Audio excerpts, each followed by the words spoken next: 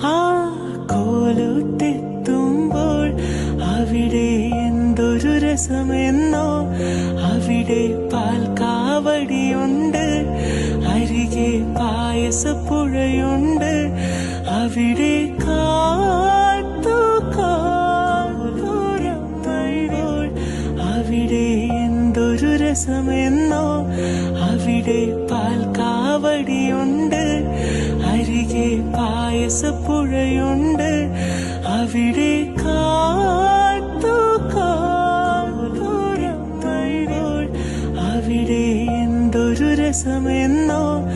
അവിടെ പാൽക്കാവടിയുണ്ട്, അരികെ പായസപ്പുഴയുണ്ട്.